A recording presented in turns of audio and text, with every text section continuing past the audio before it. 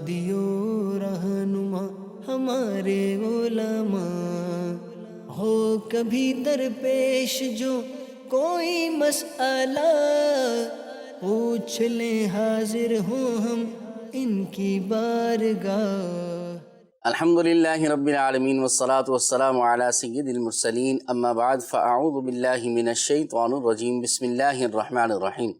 الصلاة والسلام علیک یا رسول اللہ وعلی آلک و اصحابک یا حبیب اللہ۔ الصلاة والسلام علیک یا نبی اللہ وعلی آلک و اصحابک یا نور اللہ۔ مدنی چینل کے ناظرین، آپ دیکھ رہے ہیں پروگرام دارالافتاء اہل سنت۔ آئیے شروع میں درود پاک کی فضیلت کو شامل کرتے ہیں۔ پیارے آقا مدینے والے مصطفیٰ صلی اللہ علیہ وسلم کا فرمان عالی شان ہے، جو بندہ دن بھر میں مجھ پر 50 مرتبہ درود پاک پڑھے تو کل بروز قیامت میں اس کے ساتھ مصافحہ یعنی ہاتھ ملاؤں گا۔ صلو علی الحبیب صلی اللہ تعالی علی محمد صلی اللہ علیہ وسلم۔ پروگرام ہے دارالافتاء اہل سنت۔ الحمدللہ ہمارے ساتھ مفتی کفیل اتاری مدنی الحمدللہ موجود ہیں۔ یاد رکھیے قرآن کریم میں اللہ رب العالمین نے فرمایا ہے فَاسْأَلُوا أَهْلَ الذِّكْرِ إِن كُنتُمْ لَا تَعْلَمُونَ، کہ اگر تمہیں علم نہ ہو تو علم والوں سے پوچھو۔ اور ہمارا یہ پروگرام دارالافتاء اہل سنت گویا کہ اس آیت کریمہ پر عمل کرنے کی ایک کڑی ہے، ایک صورت ہے، اور اس پر آپ عمل کر سکتے ہیں۔ اللہ رب العالمین ہمیں علم میں نافع عطا فرمائے۔ یاد رکھیں علم کی جستجو ہونی چاہیے، علم سے محبت بھی ہونی چاہیے، اہل علم سے بھی محبت ہونی چاہیے۔ مفتی صاحب کو مرحبا کہتے ہیں۔ کیسے مفتی صاحب؟ خیریت سے ہیں؟ الحمدللہ علی کل حال، آپ کیسے ہیں؟ الحمدللہ رب العالمین، اللہ پاک آپ کو جزائے خیر عطا فرمائے۔ آئیے بڑھتے ہیں بلا تاخیر آپ کی کالز کی طرف، اور اپنا پہلا جو ویڈیو سوال ہے ہمارا اس کی طرف پڑھتے ہیں۔ میرا نام ہے شیخ عادل۔ میرا سوال یہ ہے کہ خریداری میں ملنے والا ڈسکاؤنٹ کمپنی کا حق ہے یا ملازم کا؟ اس کا جواب ارشاد فرما دیجیے۔ جی مفتی صاحب کیا فرمائیں گے؟ بسم اللہ الرحمن الرحیم۔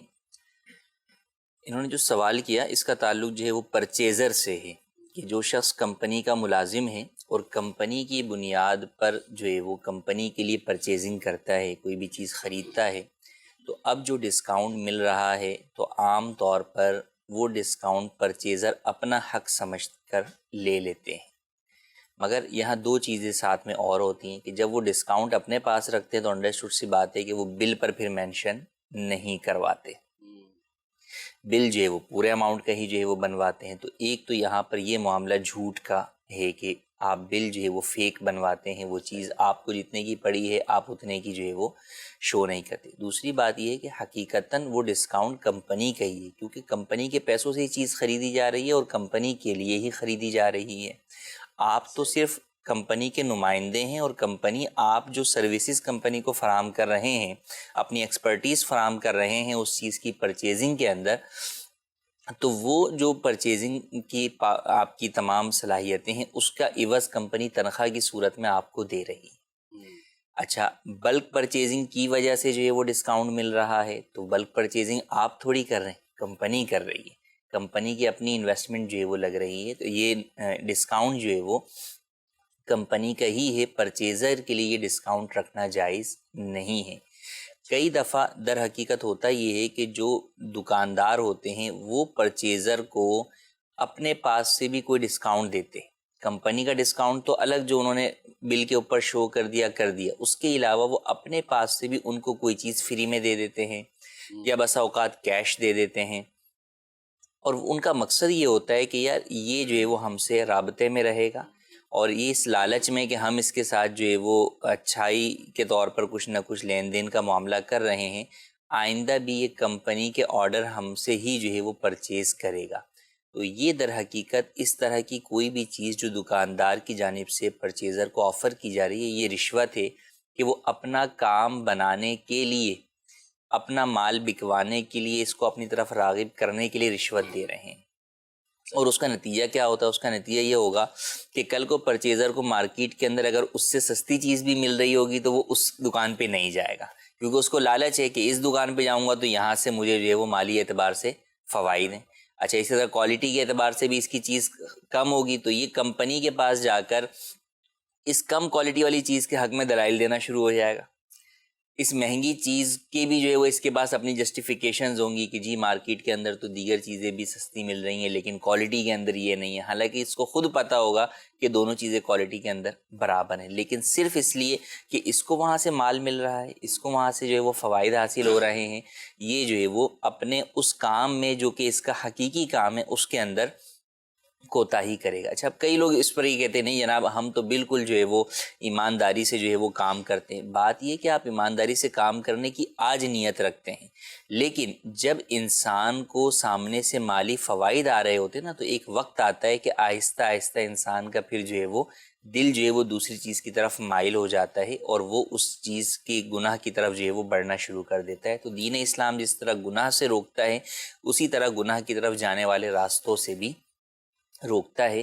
تو پرچیزر کا ڈسکاؤنٹ لینا اپنے لیے یا جو ہے وہ ڈسکاؤنٹ کے علاوہ کوئی اور چیز لینا، یہ در حقیقت جو ہے وہ جائز نہیں ہے۔ جو بھی ڈسکاؤنٹ ملتا ہے وہ کمپنی کو ہی جو ہے وہ دیا جائے گا۔ کئی لوگوں کے ذہنوں میں یہ ہوتا ہے کہ اگر ہم نہیں لیں گے ڈسکاؤنٹ تو وہ کمپنی کو بھی نہیں دے گا، تو ایسی صورت کے اندر تو کسی کا بھی کوئی فائدہ نہیں ہوا۔ تو اگرچہ کوئی فائدہ نہیں ہوا، دکاندار بینیفٹ وہ آگے کسی کو نہیں دے رہا تو بھلے نہ دے، وہ آپ مارکیٹ کے مطابق اس سے پرچیزنگ کریں گے یا کسی سے بھی پرچیزنگ کریں گے، تو جو پرچیزنگ کریں گے اس پر جو ڈسکاؤنٹ ملے گا آپ وہ جو ہے وہ کمپنی کو جو ہے وہ دکھا دیں اور کمپنی کو جو ہے وہ آپ دے دیں۔ تو ایسی صورت میں اس میں آپ کا کوئی نقصان نہیں ہے۔ لیکن اگر آپ یہ سوچیں گے نہیں جناب نہ کمپنی کو جا رہا ہے نہ میرے پاس آ رہا ہے تو میں ہی لے لوں، تو یہ بہرحال جو ہے وہ آپ کے حق میں ناجائز ہوگا، رشوت ہوگا اور حرام ہوگا۔ جزاک اللہ خیرہ۔ آئیے بڑھتے ہیں اپنے اگلے سوال کی طرف۔ جی، میرا سوال یہ ہے کہ بعض مساجد میں یہ دیکھا گیا ہے کہ لوگ جماعت میں شامل ہوتے ہیں اور جلدی نکلنے کے لیے وہ پیچھے ہی صف بنا دیتے ہیں، اگلی صف کو مکمل نہیں کرتے، تو ان کا یہ صف بنانا درست ہے یا نہیں؟ اور اگر ان کی ایک یا دو رکعت نکلی ہے جو وہ جماعت کے بعد پڑھیں گے امام کے سلام پھیرنے کے بعد، تو ان کا ایک دو رکعت پڑھنے کا کیا حکم ہے؟ دیکھیں، تکمیل صف یہ تو جو ہے وہ دین کے اہم ترین امور میں سے ہے کہ صف کو جو ہے وہ مکمل کیا جائے۔ نامکمل جو ہے وہ صف کو چھوڑ کر پیچھے جو ہے وہ اس لیے صف بنا لینا کہ یار اگر آگے میں چلے جاؤں گا تو پھر مجھے نکلنے میں دشواری ہوگی، ایسا کرنا جو ہے وہ ہرگز درست نہیں ہے۔ بہرحال پھر بھی اگر کسی نے اس طرح پیچھے صف بنا لی تو امام کے سلام پھیرنے کے بعد جب وہ اپنی بقیہ مسبوق شخص بقیہ رکعات ادا کرے گا تو اس کی نماز تو ادا ہو جائے گی، لیکن تکمیل صف نہ کرنے کی وجہ سے بلا عذر شرعی اس نے جو صف مکمل نہیں کی اس کی وجہ سے وہ گناہ گار ہوگا، لیکن بہرحال نماز ہو جائے گی، نماز لوٹانا واجب نہیں ہوگا، کیونکہ یہ صف کے واجبات میں سے ہے، نماز کے واجبات میں سے نہیں۔ ٹھیک ہے، صحیح۔ مطلب وہ پھر جہاں اس کو جگہ ملی ہے وہیں پر اس نے نماز پڑھ لی تو نماز کے دہرانے کی ضرورت نہیں ہے۔ جی، نماز دہرانے کا جو ہے وہ ضروری نہیں ہے، البتہ ایسا کرنا جو ہے وہ درست نہیں ہے۔ چاہیے یہی کہ آپ جو ہے وہ اگلی صف میں جہاں بھی جگہ موجود ہے پہلے اس کو مکمل کریں، اس کے بعد ہی پیچھے صف بنائیں۔ جزاک اللہ خیرہ۔ جی، اگلی کال۔ نماز کے انتظار میں انگلیاں چٹکھانا یہ مکروہ ہے، اور نماز کے دوران اگر کوئی شخص انگلیاں چٹکھاتا ہے تو اس کا کیا حکم ہے؟ جی مفتی صاحب، نماز کے انتظار میں انگلیاں چٹکھانا، پٹاخے نکالتے ہیں بعض لوگ۔ جی، نماز میں انتظار میں مکروہ ہے تو نماز میں بھی مکروہ تحریمی ہے۔ اصل تو نماز میں مکروہ تحریمی ہے اور اس کے تابع ہو کر نماز کے انتظار کے اندر بھی جو ہے وہ منع جو ہے وہ کیا گیا، تو نماز میں بھی جو ہے وہ انگلیاں چٹکھانا مکروہ تحریمی ہے۔ اگر کسی شخص نے نماز کے اندر جو ہے وہ انگلیاں چٹکھائیں تو وہ نماز مکروہ تحریمی واجب الاعادہ ہو جائے گی، اس کے اوپر لازم ہوگا کہ اس نماز کو وہ شخص جو ہے وہ دوبارہ دہرائے، کیونکہ اس کی وجہ سے اس کی نماز واجب الاعادہ ہو جائے گی۔ تو نماز کے اندر بھی انگلیاں چٹکھانا جائز نہیں ہے، حدیث پاک میں اس سے منع فرمایا گیا۔ اچھا، بعض اوقات خود بخود جو ہے نا پٹاخے نکل رہے ہوتے ہیں ہاتھوں میں سے، یا خاص طور پہ گھٹنوں میں سے رکوع میں جاتے وقت یا سجدے میں خاص طور پر جاتے وقت، تو ان کا تو کوئی مسئلہ ہے؟ اس میں وہ مسئلہ نہیں ہے، جو ایک قدرتی طور پر یا جو ہے وہ آپ کی فطری طور پر جسم میں سے آواز جو ہے وہ آ جاتی ہے تو اس میں کوئی حرج جو ہے وہ نہیں۔ صحیح۔ ناظرین، اس کے حوالے سے بعض لوگ کہتے ہیں کہ ہمارے پاس ٹائم نہیں ہوتا۔ اچھا، خاص طور پر قرآن کے حوالے سے اگر بات کی جائے تو اگر ہم غور کریں کہ بھئی پچھلے ہم نے لاسٹ ٹائم قرآن کریم کب مکمل کیا تھا، تو ہو سکتا ہے کہ بعض لوگ کہیں کہ ہمارے پاس ٹائم ہی نہیں ہوتا، تو ہمیں ٹائم نہیں ملتا ہے قرآن پڑھنے کا، یا بہت مختصر وقت ملتا ہے. تو میں آپ کو ایک مشورہ یہ عرض کروں گا کہ جیسے ہی اذان ہو جائے تو اس کے فوراً بعد مسجد چلے جائیں. تو اس میں جو 10-15 منٹ سنتیں ادا کرنے کے بعد ملتے ہیں، تو اس میں نماز کے انتظار میں ہی بیٹھے ہوئے ہیں، تو قرآن اگر پڑھ لیا جائے تو ہمیں ایک اچھا وقت قرآن پڑھنے کے لیے مل سکتا ہے، اور اس کے اندر پھر ہم اپنا قرآن پاک مکمل بھی کر سکتے ہیں. قرآن کی برکتیں بھی ہوں گی، قرآن شفا بھی ہے. فارغ بیٹھے رہیں گے تو پھر ظاہر ہے کہ ذہن جائے گا، ہو سکتا ہے کہ کوئی انگلیاں چٹکائے، پٹاخے نکالے یا کچھ اور کرے. تو بہرحال اور یہ جو ہمارا وقت ہے اذان سے جماعت تک کا، اگر اس میں بھی اگر ہم ٹارگٹ بنا کر اپنا کچھ عمل آگے لے کر چلیں تو انشاءاللہ اس کے فائدے ہمیں نصیب ہو سکتے ہیں. اللہ رب العالمین عمل کی توفیق عطا فرمائے. جی نیکسٹ کال دے دیں ہمیں. مفتی صاحب، آپ سے میرا یہ سوال عرض ہے کہ قبر پر مٹی ڈالنے کے حوالے سے تلقین کرنا اور صورتوں کی تلاوت کرنا کیسا ہے؟ جواب ارشاد فرما دیجئے، جزاک اللہ خیرہ. مفتی صاحب یہ بھی بتائیے گا کہ تلقین کہتے کسے ہیں؟ تلقین یعنی مردے کو جو ہے وہ یاد دلانا کہ اس کے اسلام سے متعلق، اس کے جو ہے وہ اسلامی جو بنیادی جو عقائد ہیں جن کے اندر ایمان باللہ ہے، اللہ پر ایمان، نبی کریم صلی اللہ علیہ وسلم پر ایمان، اور دین سے متعلق کہ اس کا دین جو ہے وہ کون سا تھا. ان 3 باتوں کی عام طور پر تلقین کی جاتی ہے. تلقین 2 وقت جو ہے وہ کی جاتی ہے. ایک یہ کہ کسی شخص کا جو ہے وہ نزا کا وقت ہے، یعنی بالکل آخری وقت اس کا ہے، آثار و قرائن سے نظر آ رہا ہے کہ یہ شخص جو ہے وہ انتقال کرنے والا ہے یا اس کی روح جو ہے وہ، تو اس وقت جو ہے وہ اس کو تلقین جو ہے وہ کی جاتی ہے. اور ایک یہ ہے کہ قبر میں دفنانے کے بعد جو ہے وہ مردے کو تلقین کی جاتی ہے کہ اذکر ما خرجت من الدنیا شہادت اللہ الہ الا اللہ، کہ یاد کرو کہ دنیا سے تم جس عقیدے پر نکلے وہ یہ تھا کہ اللہ ایک ہے، اللہ کے سوا کوئی عبادت کے لائق نہیں، محمد صلی اللہ علیہ وسلم اللہ کے رسول ہیں، اور یاد کرو کہ جو ہے وہ تمہارا رب جو ہے وہ اللہ ہے، تمہارا دین اسلام ہے، اور تمہارے نبی جو ہے وہ نبی کریم محمد رسول اللہ صلی اللہ علیہ وسلم ہے. تو یوں تلقین کے الفاظ جو ہے وہ بیان ہوئے. تو اس طرح تلقین جو ہے وہ مردے کو دفن کے بعد کی جاتی ہے. اب جہاں تک انہوں نے بات کی کہ قبر کے اوپر جو ہے وہ مٹی ڈالنا، تو قبر جب مردہ دفنایا جاتا ہے تو اس پر جو پہلے مٹی ڈالی جاتی ہے تو اس کے بارے میں ہے کہ جو ہے وہ ہر شخص جو ہے وہ کم از کم 3 مٹھی جو ہے وہ ڈالے، اور دعا بھی پڑھے، منہا خلقناکم وفیہا نعیدکم ومنہا نخرجکم تارۃ اخری، کہ جس کا معنی یہ ہے کہ ہم نے اسی مٹی سے تمہیں پیدا کیا، اسی میں دوبارہ لوٹا دیں گے، اور اسی سے ہم دوبارہ تمہیں جو ہے وہ کل قیامت کے دن نکالیں گے. تو مٹی جب دی جاتی ہے، اب اس کے بعد فاتحہ جو ہے وہ پڑھی جاتی ہے مرحوم کے ایصال ثواب کے لیے. قرآن کریم کی آیات طیبات صورتوں کی تلاوت کی جاتی ہے. تو یہ در حقیقت ایصال ثواب ہے. ایصال ثواب قرآن و حدیث سے ثابت ہے کہ آپ قرآن کریم کی آیات پڑھ کر اس کا ثواب جو ہے وہ اللہ پاک سے طلب کرتے ہیں، اور پھر اس ثواب کے لیے دعا کرتے ہیں کہ یا اللہ اس کا ثواب اس مرحوم کی روح کو جو ہے وہ پہنچا، اور اس کے بدلے میں اس کے اوپر سے گناہوں کو اس کی معافی ہو، اس کے اوپر درجات کی جو ہے وہ بلندی ہو، اور اس کی جو ہے وہ نیکیاں جو ہے وہ قبول ہوں. تو ایصال ثواب جو ہے وہ قرآن و حدیث سے ثابت ہے. نبی کریم صلی اللہ علیہ وسلم نے بھی جو ہے وہ صحابی رسول آئے، پوچھا کہ یا رسول اللہ میری والدہ کا انتقال ہو گیا، کیا کام جو ہے وہ کروں؟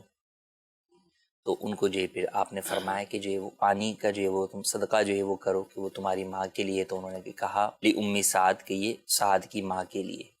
تو اس سے یہ پتہ چلا کہ جو بھی ہم چیز پڑھتے ہیں، قرآن کریم پڑھتے ہیں، ذکر و اذکار پڑھتے ہیں، تسبیحات پڑھتے ہیں، تو جس طرح اس کے پڑھنے کا ہمیں ثواب ملتا ہے، تو ہم جب اس ثواب کو ایصال کرتے ہیں کسی دوسرے کی طرف تو اسے بھی ثواب پہنچتا ہے، اور ہمارے ثواب میں کمی نہیں ہوتی.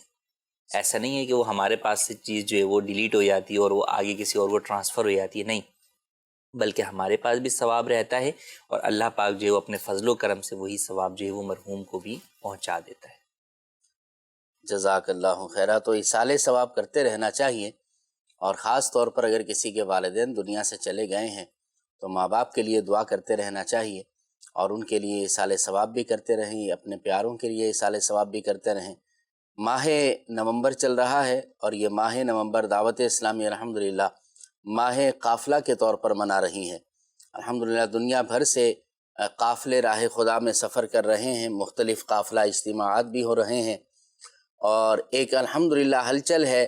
پورا سال ہی دعوت اسلامی کے تحت الحمدللہ قافلے راہ خدا میں عاشقان رسول کے سفر کرتے ہیں، مگر اس مہینے کے اندر بالخصوص ایک تحریک چلائی جا رہی ہے، اور اس کے ذریعے سے الحمدللہ بہت سارے عاشقان رسول قافلوں کے مسافر بن رہے ہیں۔ تو اپنے والدین کے لیے، اپنے پیاروں کے ایصال ثواب کے لیے راہ خدا کے مسافر بھی بنیے اور ان کو ایصال ثواب کریں۔ انشاءاللہ راہ خدا کے مسافر بنیں گے تو فرض علوم سیکھنے کو ملیں گے، سنت آداب سیکھنے کو ملیں گی، اللہ نے چاہا تو تہجد، اشراق چاش، اسی طرح اوابین اور دیگر نوافل پڑھنے کا بھی موقع ملے گا، نیکیاں زیادہ کرنے کا موقع ملے گا، راہ خدا میں سفر کرنے کی برکتیں بھی الگ ہیں۔ بہرحال اپنے پیاروں کو ہمیں بھول نہیں جانا چاہیے، بلکہ اپنی دعاؤں میں بھی یاد رکھیں، اپنے ایصال ثواب میں بھی یاد رکھیں۔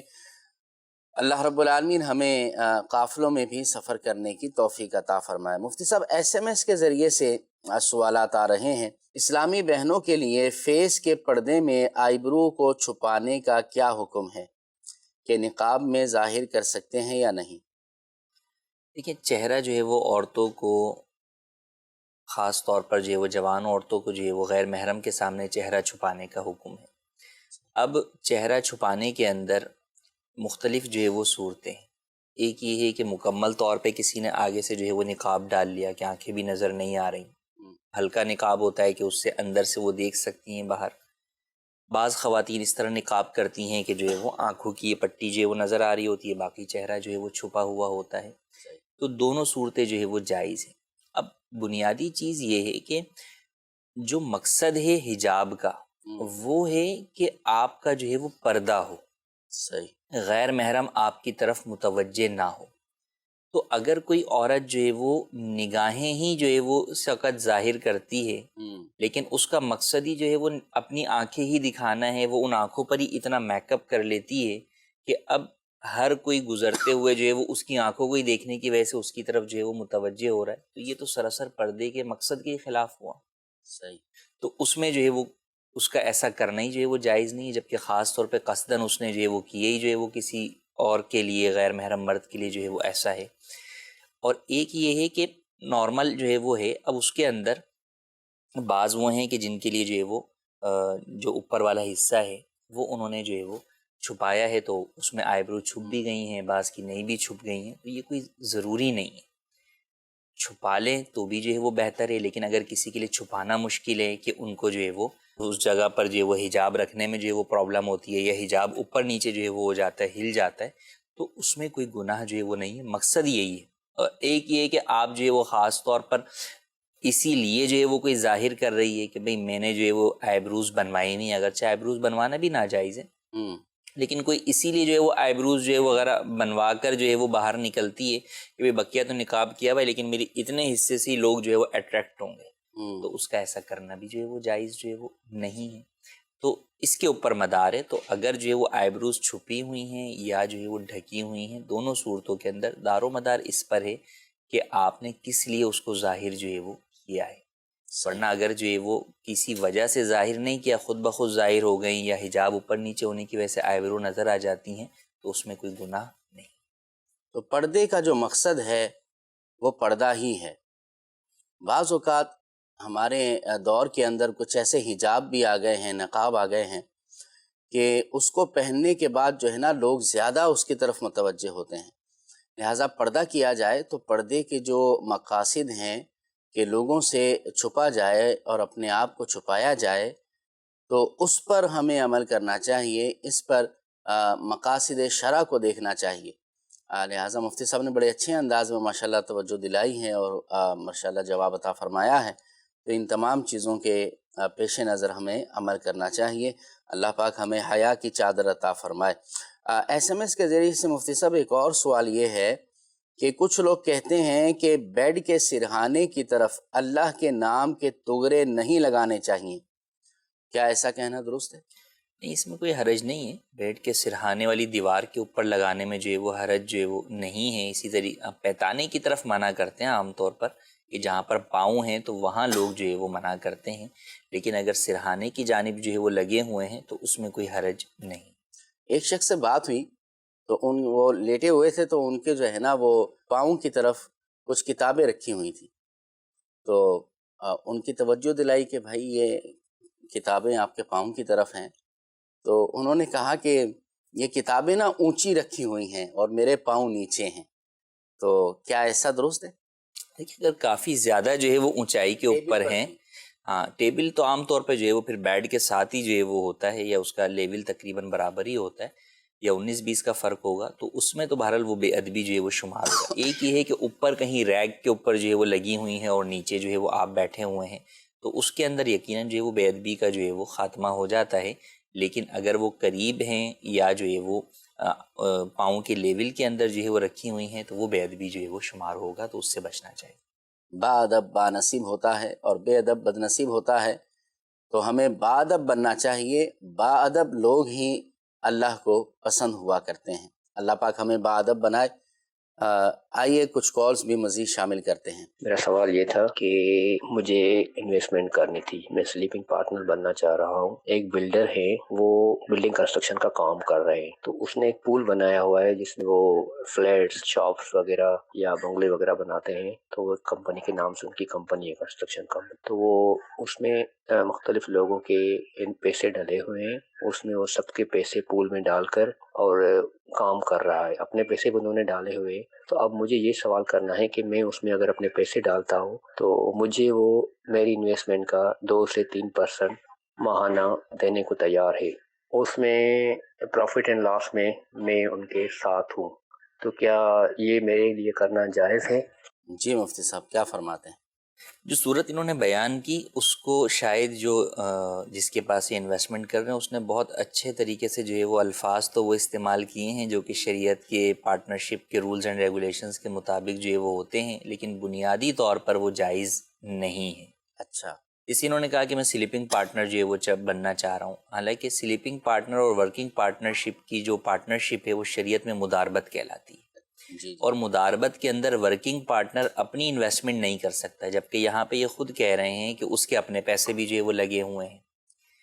دوسری بات یہ ہے کہ انہوں نے کہا کہ وہ میری رقم کا 2 سے 3% جو ہے وہ پروفٹ دے گا. حالانکہ جو پروفٹ ملتا ہے وہ رقم کا نہیں ملتا، کیونکہ رقم کے اوپر آپ پروفٹ دے رہے ہیں تو وہ تو سود ہے. پروفٹ تو یہ ہوتا ہے کہ کاروبار میں جو نفع ہوگا اس کا اتنا پروفٹ ملے گا. تو اگر مثال کے طور پہ کاروبار میں آپ کو کسی نے کہہ دیا کہ بھئی کاروبار کا 50% میں جو ہے وہ آپ کو نفع دوں گا، اور کاروبار میں جو ہے وہ نفع ہوا 100 روپے تو آپ کو 50 روپے ملیں گے. کاروبار میں نفع ہوا 1000 روپے تو آپ کو 500 روپے ملیں گے. کاروبار میں نفع ہوا 1 لاکھ تو آپ کو جو ہے وہ 50,000 روپے جو ہے وہ ملیں گے. تو جب بھی پروفٹ پرسنٹیج کو آپ پیسوں کے ساتھ جوڑتے ہیں کہ آپ کی انویسٹمنٹ کا اتنا % میں آپ کو پروفٹ دوں گا، تو اس کا مطلب یہ کہ آپ ایکچوئل جو پروفٹ ہو رہا ہے اس پہ نہیں دے رہے، آپ تو پیسوں کے اوپر پروفٹ جو ہے وہ دے رہے ہیں، چاہے نفع ہو یا نہ ہو. پھر نہیں، وہ یہ بھی کہہ رہے ہیں نا کہ بہت سارے لوگوں کے پیسے لگے جی ہوئے ہیں. بہت سارے پیسے لگیں گے. جب بھی ایسی صورت کے اندر پروفٹ اوور آل ہی نکلے گا. صحیح. یعنی اگر آپ اس کے اندر 100 افراد کو شامل کرتے ہیں اور آپ ہر ایک کو جو ہے وہ 1% جو ہے وہ پروفٹ دینا چاہتے ہیں، تو آپ انہیں یہ بتائیں گے کہ جناب کل جو ہے وہ میرے 100 پارٹنر ہیں اور ان میں سے میں ہر ایک کو جو ہے وہ 1% پروفٹ دوں گا، جو بھی پروفٹ ہوگا، لیکن جو پروفٹ ہوگا وہ دوں گا. یہ نہیں ہوگا کہ جناب جو ہے وہ آپ کے جو ہے وہ 1 لاکھ روپے لگے ہوئے ہیں تو 1 لاکھ کا میں 2% آپ کو دوں گا، یعنی 2000 روپے دوں گا. یہ جائز نہیں ہے. تیسری بات یہ کہ عام طور پہ لوگ یہ سمجھتے ہیں کہ نفع نقصان کی بنیاد پہ پارٹنرشپ میں وہ یہ سمجھتے ہیں کہ بھئی نفع جو ہے وہ کم و بیش ہوتا رہے گا، اس کو وہ جو ہے وہ لاس شمار کرتے ہیں کہ جناب دیکھیں یہ لاس کے اندر بھی ہمیں شریک کر رہے ہیں. حالانکہ در حقیقت یہ لاس نہیں ہے، یہ تو پروفٹ جو ہے وہ اپ اینڈ ڈاؤن ہے. لاس کا مطلب یہ ہے کہ آپ کا اپنا کیپٹل بھی ڈوب سکتا ہے اس کے اندر.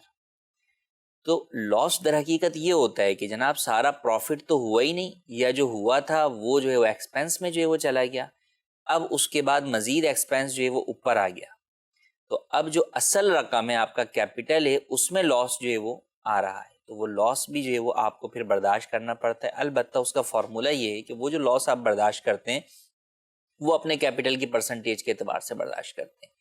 اگر جو ہے وہ 4 پارٹنر ہیں اور 25% کے جو ہے وہ پارٹنر ہیں وہ، اور انہوں میں سے ہر ایک نے 25% کا کیپٹل لگایا ہے، تو ہر ایک جو ہے وہ لاس ہوگا تو 25% کا جو ہے وہ لاس برداشت جو ہے وہ کرے گا۔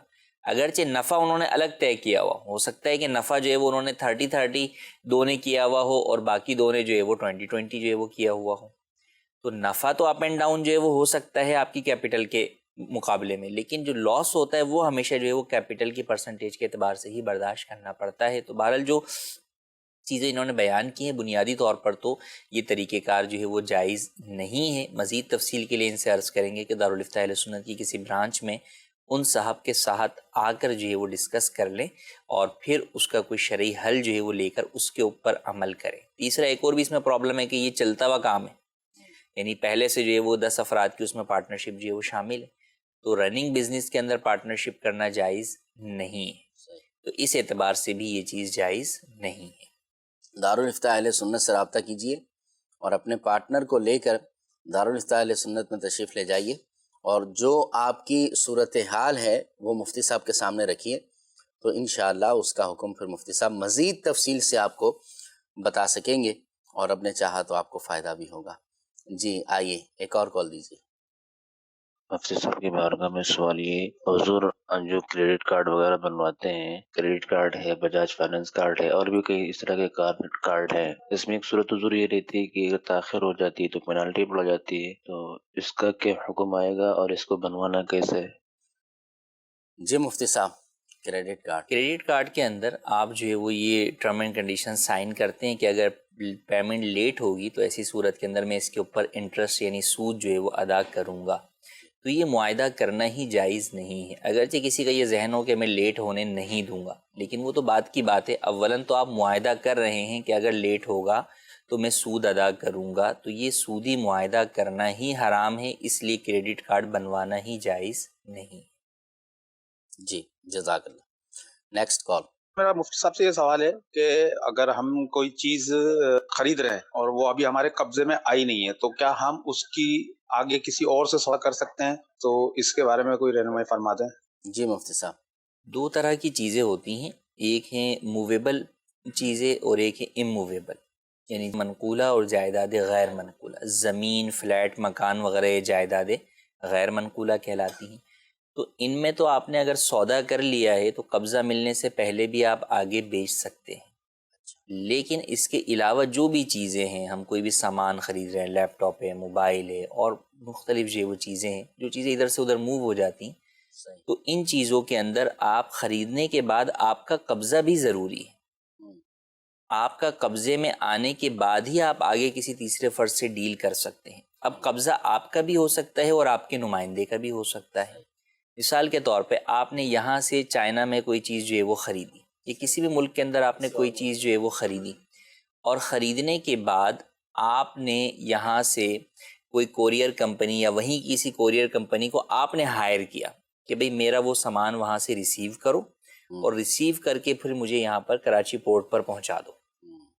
تو اب وہ جو کوریئر کمپنی جو آپ نے ہائر کی ہے، جب وہ اس کمپنی سے جو کہ سیلر کمپنی ہے آپ کا مال اپنے قبضے میں لے لے گی، تو اب گویا کہ وہ مال آپ کے قبضے میں آ گیا، کیونکہ کوریئر کمپنی اب کس کی نمائندہ ہے؟ آپ کی نمائندہ ہے۔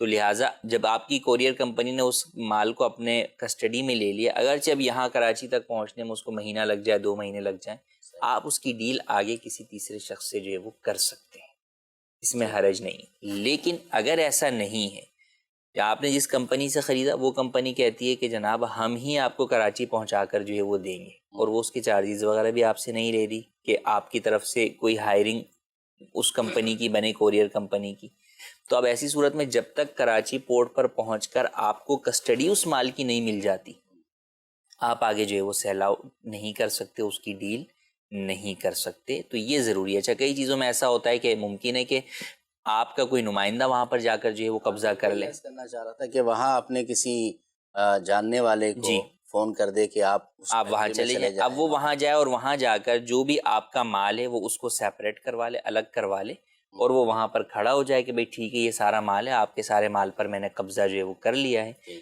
اب اس کے بعد وہ اس کو جو ہے وہ فون کر کے بتا دے، خود بھیج دے، اب پھر کمپنی جو ہے وہ بھیج دے، اس میں کوئی حرج جو ہے وہ نہیں ہے، تو پھر آگے ڈیل کرنا جائز ہوگا۔ لیکن جب تک قبضہ نہیں ہوگا اس وقت تک آپ چیز آگے نہیں بیچ سکتے۔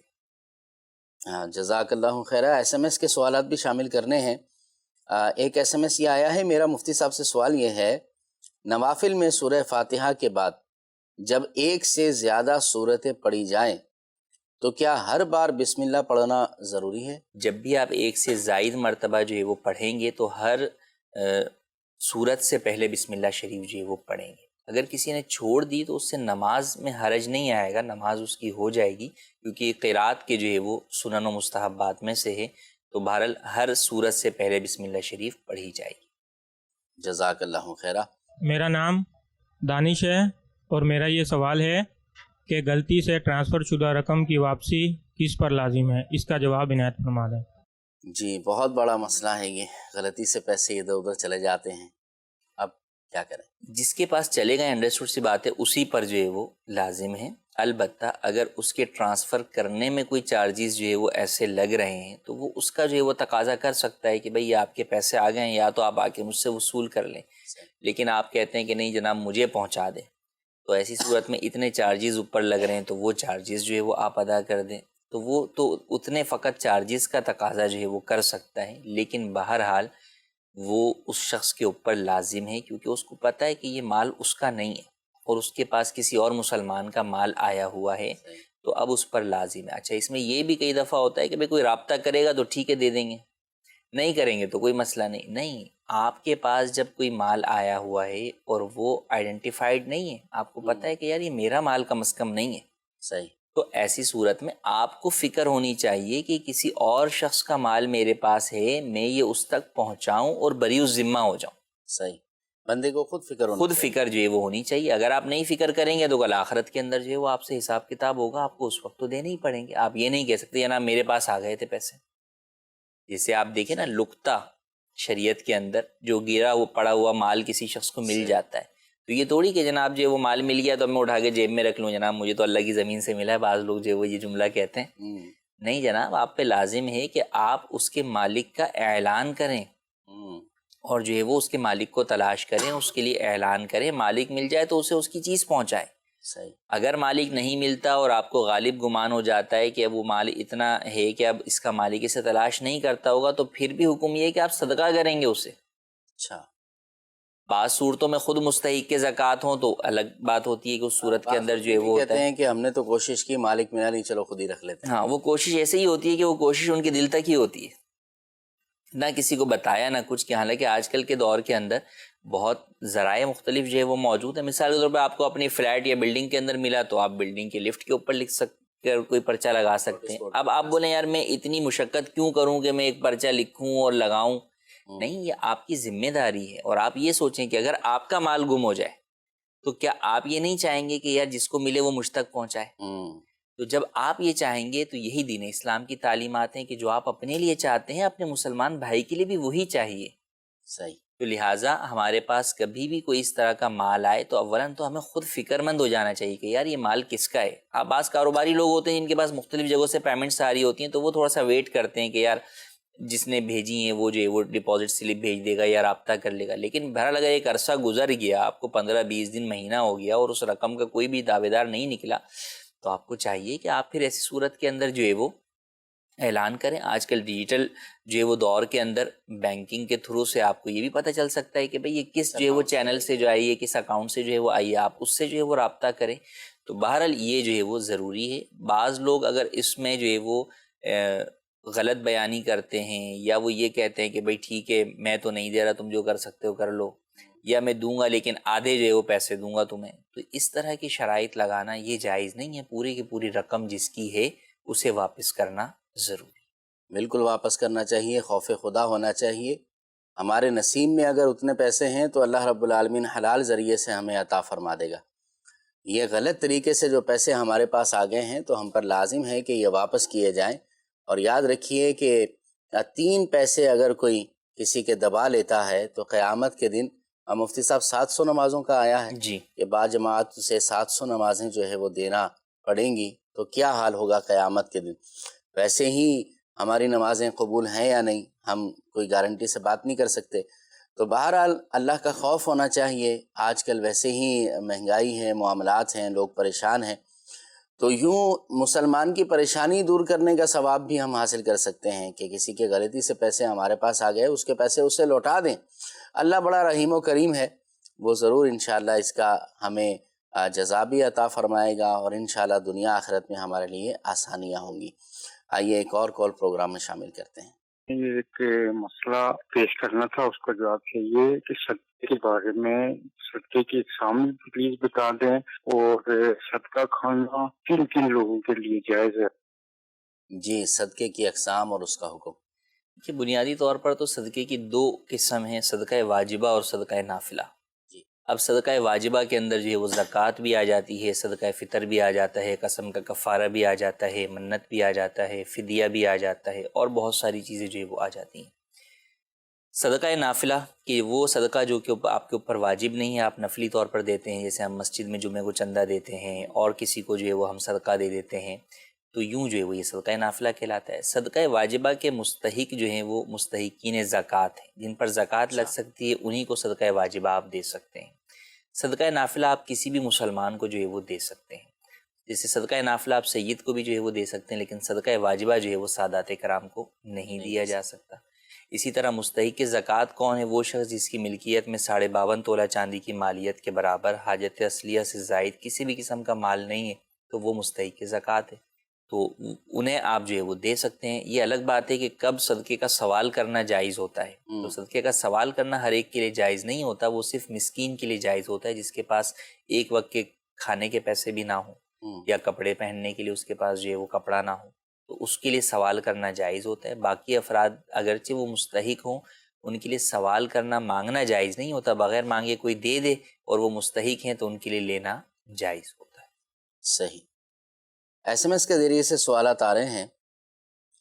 مفتی صاحب، ایس ایم ایس کے ذریعے سے سوال یہ آیا ہے کہ نماز تہجد کی کتنی رکعتیں ہوتی ہیں؟ نماز تہجد کی کم از کم جو ہے وہ 2 رکعتیں ہیں. حدیث پاک سے 8 رکعت تک جو ہے وہ ثابت ہیں، اور 12 رکعت بزرگان دین سے جو ہے وہ ثابت ہیں. تو یوں جو ہے وہ آپ کم از کم 2 رکعت جو ہے وہ ادا کر سکتے ہیں، انشاءاللہ تہجد کی فضیلت حاصل ہو جائے گی. جی، تہجد پڑھنا چاہیے، اللہ پاک ہمیں پڑھنے کی توفیق عطا فرمائے. مفتی صاحب، یہ ایک ایس ایم ایس کے ذریعے سے سوال ہے، کیا غسل کرنے سے وضو بھی ہو جاتا ہے؟ جی ہاں، غسل کرنے سے وضو بھی ہو جاتا ہے، کیونکہ جو اعضائے وضو ہیں وہ غسل کے اندر دھل ہی جاتے ہیں. تو اعضائے وضو کے اوپر پانی آپ قصدن پہنچائیں یا جو ہے وہ خود بخود پانی پہنچ جائے، تو آپ کے جب وہ اعضاء دھل جائیں گے تو ایسی صورت میں وضو ہو جائے گا. یہی معاملہ غسل کا بھی ہے. کسی نے جو ہے وہ کسی دوسرے کو دھکا دے دیا اور وہ جو ہے وہ پانی میں گر گیا اور اس سے اس کے یہ اعضائے وضو یا اعضائے غسل جو ہے وہ دھل گئے، تو ایسی صورت کے اندر وضو غسل ہو جائیں گے. مفتی صاحب، ایک سوال یہ بھی ہے ایس ایم ایس کے ذریعے کہ اگر باوضو شخص کی نظر کسی غیر محرم پر پڑ جائے تو کیا وضو ٹوٹ جائے گا؟ وضو اس سے نہیں ٹوٹے گا. یہ اگرچہ الگ بات ہے کہ بلا عذر شرعی پڑی یا جو ہے وہ قصدن کسی نے جو ہے وہ نگاہ ڈالی تو وہ گناہ گار ہوگا، لیکن بہرحال اس سے وضو نہیں ٹوٹے گا. جی، آئیے آپ کال پروگرام میں شامل کرتے ہیں. صاحب کی بارگاہ میں یہ سوال ہے کہ اکثریت تو ایسے ہی ہوتے کہ چیز ہمارے قبضے میں نہیں ہوتی اور اس کے ہم آرڈر لے لیتے ہیں، تو اس طرح آرڈر لکھ کر لینا کہ ہمیں آرڈر دیں، تو اس طرح جائز ہوگا یا نہیں؟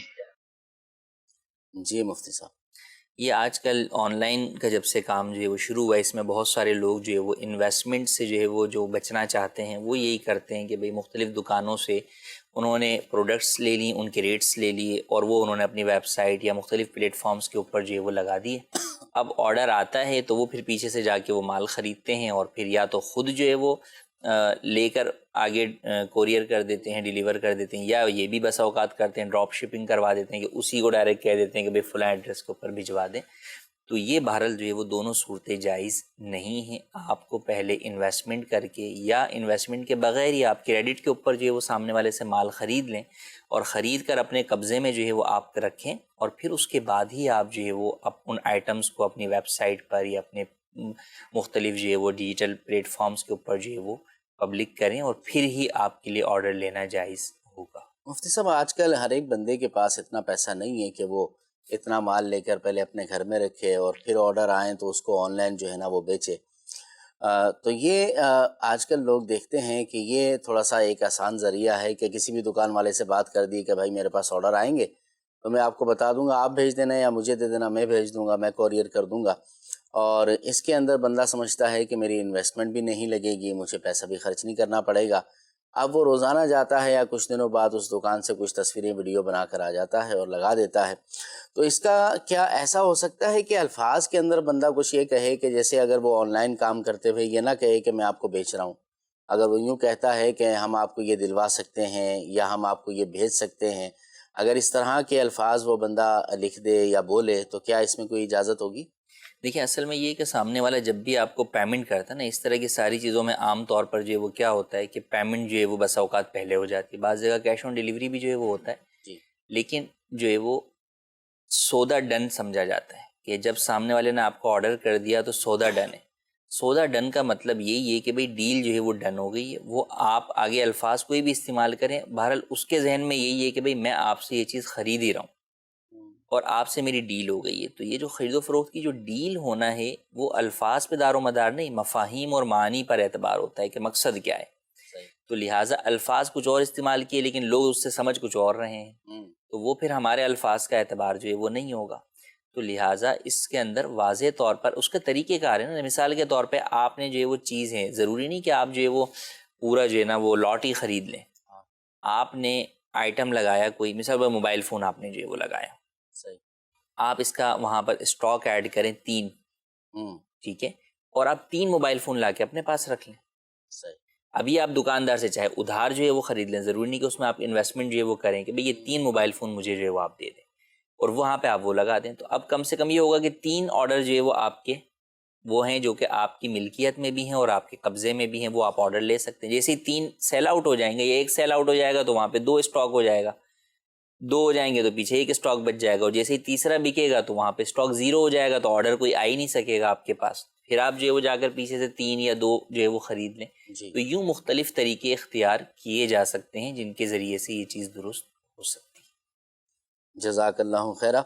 ایس ایم ایس کے ذریعے سے سوال یہ ہے کہ جن کے چھوٹے بچے فوت ہو جاتے ہیں تو کیا ان کے والدین جنتی ہوتے ہیں؟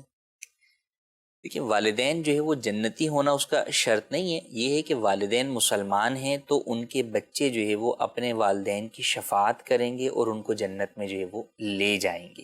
صحیح. تو لہٰذا وہ بچے جو ہے وہ ان کی شفاعت کا سبب جو ہے وہ بنتے ہیں اور ان کو جنت میں لے جانے کا جو ہے وہ سبب بنیں گے، بشرطے کہ والدین جو ہے وہ اس دنیا سے جو ہے وہ ایمان پر رخصت ہوئے ہوں. اللہ پاک ایمان پر ہمارا خاتمہ فرمائے. ہمارے پروگرام کا وقت بھی مکمل ہو چکا ہے. مزید آپ سوالات کرنے کے لیے دارالفتہ اہل سنت کے نمبر پر بھی رابطہ کر سکتے ہیں اور دارالفتہ اہل سنت جا بھی سکتے ہیں اور وہاں جا کر آپ اپنے سوالات کے جوابات حاصل کر سکتے ہیں. اللہ رب العالمین ہمیں علم نافع عطا فرمائے اور علم دین کی برکتیں اللہ پاک ہمیں ہماری نسلوں کو بھی عطا فرمائے. مدنی چینل دیکھتے رہیے. صلو علی الحبیب صلی اللہ تعالی علی محمد صلی اللہ علیہ وسلم. ہادی و رہنما ہمارے علماء، ہو کبھی درپیش جو کوئی مسئلہ، پوچھ لیں حاضر ہوں ہم ان کی بارگاہ.